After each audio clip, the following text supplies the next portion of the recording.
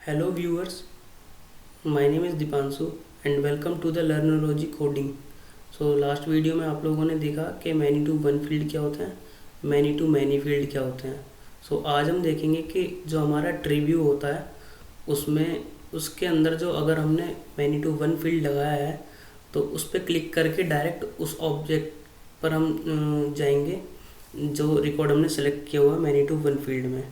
Suppose अभी हम record पे क्लिक करते हैं कहीं पे भी, सपोज़ यहाँ पे करा तो भी सेम रिकॉर्ड खुलेगा, यहाँ पर करा तो भी सेम रिकॉर्ड खुलेगा, या फिर हम जो मैनी टू वन है लाइक कंट्री उस पर भी क्लिक करेंगे तो भी यही खुलेगा.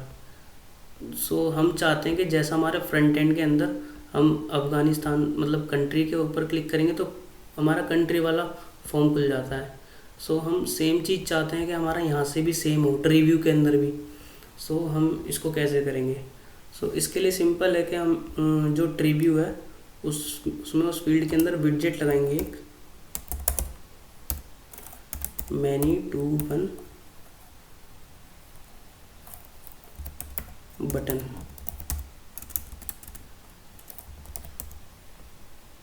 सो इससे हमारा जो रिकॉर्ड है वो डायरेक्ट कंट्री वाले फॉर्म पे रिडायरेक्ट करा देगा.